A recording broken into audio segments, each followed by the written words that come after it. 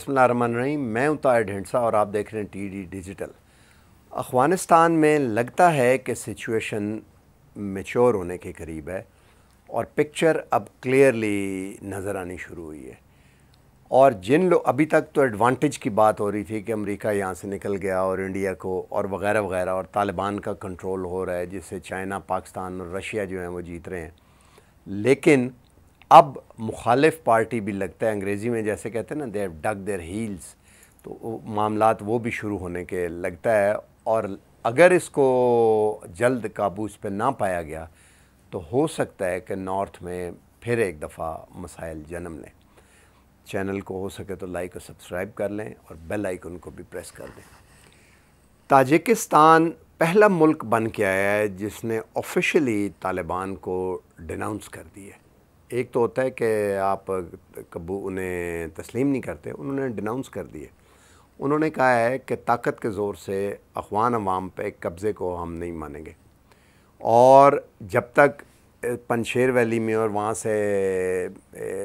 नुमाइंदा हुकूमत नहीं होगी तालिबान में तो हम नहीं मानेंगे इसको। ये भी कहा जा रहा है कि एक फ़ाखोर बेस जो इंडिया को उन्होंने दिया हुआ था वो फिर ऑपरेशनल है, और वहाँ से हेलीकॉप्टर्स आए, मैंने पहले भी जिक्र किया था, और पंशेर वैली में असला और बारूद और अद्वियात और खाने पीने की जो चीज़ें हैं वो एयर ड्रॉप करके गए ताकि रेजिस्टेंस को सपोर्ट किया जा सके। शाह महमूद कुरैशी अभी वहाँ से ताजिकिस्तान के से होके भी आए हैं दोशंबे से, और उनके सदर को भी मिले हैं, और वहाँ से उनके आने के बाद एक प्रेस रिलीज़ भी इशू की गई है। प्रेस रिलीज़ में तस्लीम करने की बजाय बाकायदा डिनाउंस किया गया। उन्होंने कहा हम नहीं मानते इस हुकूमत को जो ताकत के इस्तेमाल से और नुमाइंदगी नहीं दी जा रही पंशेर में के लोगों को और ताजिक कम्युनिटी को। ताजिकिस्तान का मसला ये है कि अगर तालिबान का ताजिक कम्युनिटी के ऊपर भी टेक होल्ड हो जाता है तो ताजिकिस्तान में बड़ी बर्बादी हुई है मिलिटेंसी से, और जो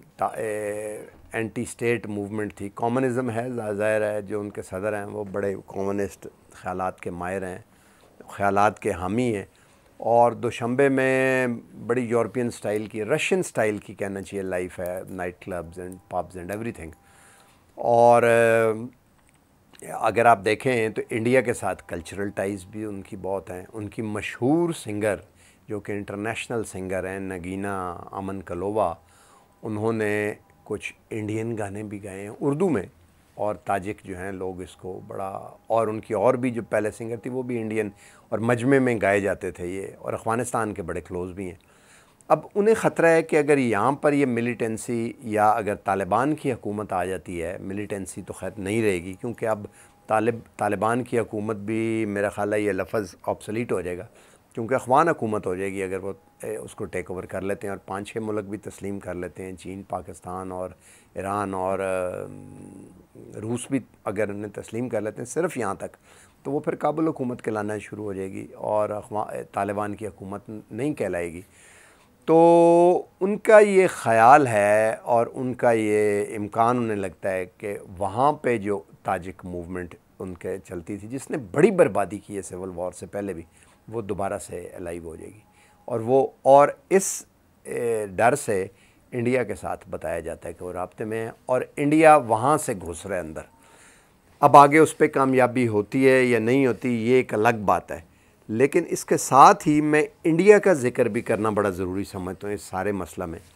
जैसा कि आपको पता है कि सारे मामले में सबसे ज़्यादा नुकसान उठाने वाला मुल्क इंडिया हुआ है। ज़ीरो हो गए हैं, बायर हो गए हैं, ट्रेड बंद हो गई है और बाकी सारी चीज़ें भी, और जितना इंग्रेस थी वो सारी उन्होंने वीड आउट करके निकाल दी है वहाँ से। अब गुलबदीन हिकमत यार और अब्दुल्ला जो नॉर्थ को और ईस्ट पश्तून बेल्ट को, नॉर्दर्न अफ़गानिस्तान को अब्दुल्ला और पश्तून बेल्ट ऊपर वाली जो ईस्ट में उनके बनती है, जलालाबाद और इस तरफ के उन इलाकों को, जो मेन पश्तून जहाँ पे बड़ी लड़ाइयाँ भी हुई और जलालाबाद ऑपरेशन जो नाकाम भी हुआ सोवियत यूनियन के ख़िलाफ़, वो बड़ा मशहूर रहा है। अब उन्होंने भी, वो भी शायद शूरा के मेंबर हों, और हामिद करज़ई भी जो सेंट्रल उसमें सारे में आते हैं। तो उस सूरत में आप ताजिकिस्तान के ज़रिए इंग्रेस कर रहे हैं और उनकी सपोर्ट कर रहे हैं, और दूसरी तरफ तालिबान से आप हाथ भी मिलाने की कोशिश कर चुके हैं। दोहा में इंडिया को मना कर दिया गया था, और इंडिया के साबका फॉरेन मिनिस्टर यशवंत सिन्हा एक टीवी इंटरव्यू में ऑन रिकॉर्ड हैं कि इंडिया को रूस के से बड़ी मिन्नत समाजित की और उन्होंने कहा हमें भी आने दो। तो तब इनको दोहा में बुलाया गया, और जो एग्रीमेंट वहाँ पे हुआ, बातचीत हुई अभी कुछ दिन पहले, थोड़ी देर पहले ही, ट्राइका की, जो ट्राइका प्लस की, जिसमें इनिशियली काबुल ने इंडिया को मना कर दिया था। बाद में जब ये लोग आए तो तालिबान के साथ अक्रॉस द टेबल बैठे हुए थे अपनी ख्वाहिश पे, यानी कि इंडिया को उस असेंबली ऑफ ग्रुप में एज ए जूनियर पार्टनर के तौर पे मिन्नतें करके जाना पड़ा और बैठना पड़ा। यानी कि वो चाहते हैं कि अफ़गानिस्तान में उनकी इंग्रेस अगर ना भी तो उनका अमल दरामद और उनकी इंक्लूजन, वो भी इंक्लूसिव हों फॉरेन पावर्स में से मुल्कों में। दूसरी तरफ जिनसे हाथ मिलाना चाहते हैं उनके ख़िलाफ़ कार्रवाई भी कर रहे हैं। अजीब है ये, समझ से बिल्कुल, एक आम आदमी की समझ से बिल्कुल बाहर है ये सारी बातें। यही वो डाइकोटमी है जो कश्मीर पे कब्ज़ा करके बिज़नेस भी करना चाहते हैं, कश्मीरियों से भी लड़ाई कर रहे हैं, पाकिस्तान से नॉर्मलाइज भी हालात करना चाहते हैं, पाकिस्तान के ख़िलाफ़ बलूचिस्तान वगैरह इधर कार्रवाई। ये वो थिंकिंग थी, डुअल थिंकिंग थी अब्दुर्रब पटेल और ये इन लोगों की, वल्लभ भाई की और बाकी लोगों की भी, जो 1930 में जिसके प्रेशर के बाद मुस्लिम लीग बनी और इलेक्शन हुए, और इलेक्शन में जिस तरह उन्होंने बिहेव किया तो पार्टी खुल के सामने आई, और भारत में से दो मुल्कों ने हिंदुस्तान से जन्म लिया पार्टीशन। अब एग्जैक्टली बाकी मुसलमानों के साथ और जो अक़लियतें हैं और उनके साथ वो उसी तरह सलूक अपने मुल्क में कर रहे हैं, और एक तरफ चाहते हैं कि वो वफ़ादार भी हों मुल्क के, ज़ाहिर है। अब वो तो चलो अपने मुल्क को था, आप 6 दफ़ा तोड़ें उस मुल्क को, पहले एक दफ़ा आपने वो और तोड़ लें करें। पाकिस्तान तो खैर एक 2 नेशन थ्योरी हम तो मानते ही नहीं, हम तो कहते हैं कि एक अलग मुल्क था और पार्टीशन के वक़्त जो है 2 मुल्क बने। लेकिन अफ़गानिस्तान में कोई सोचे, किसी बच्चे को भी आप ये बताएं कि एक आप किसी को एक प्रपोज़ल का रिंग पहना रहे हो और दूसरी तरफ उसको गालियाँ भी दे रहे हो, उसको थप्पड़ मार रहे हो, जैसे निकाहों में होता है, शादियों पे या जो मंगनियों पे आप प्रपोज़ल कर गाली, वो चल सकती है आगे बात। आप एक तरफ अगले को कहें कि हम आपसे मिलना चाहते हैं और खाना दें, और दूसरी तरफ उसकी टांगें काट रहे हो।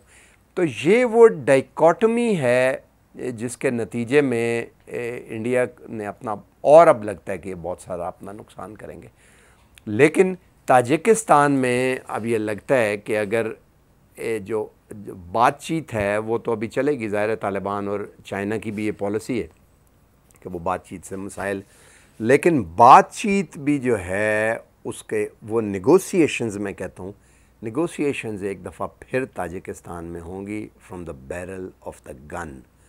और इस दफ़ा हो सकता है अब तालिबान जो है अगर हुकूमत साजी हो जाए तो एयरफोर्स, ज़ाहिर है अगर हुकूमत आ गई तो वो एयरफोर्स के जो पायलट थे वो हैं,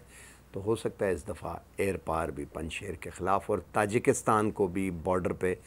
लेकिन इसको आगे एक्सट्रीम पे जाने से एक और ख़बर ये भी है कि रूस ने भी एक्सरसाइज शुरू कर दिया दोबारा से ताजिकिस्तान में, मिलिट्री एक्सरसाइज, क्योंकि वो भी नहीं चाहते कि इस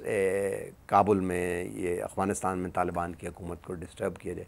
तो बड़ा कैची सिचुएशन है ये, वो लास्ट पॉकेट्स हैं जिनको सिक्योर करने के लिए अब फाइनल फेजेस में काम चल रहा है। और अफसोस होता है इस बात को देख के कि 1.25 बिलियन लोगों का एक इतना बड़ा मुल्क जो है इस रीजन से अपने आप को, इस रीजन के मेन इंटरेस्ट के ख़िलाफ़ काम करने पे आमादा है, उन पावर्स के साथ मिल के समझता है जो इन पावर्स ने उन्हें पहले ही डिच कर दिए। आज तक के लिए इतना ही, मिलते हैं अगली वीडियो में। अल्लाह हाफ़िज़।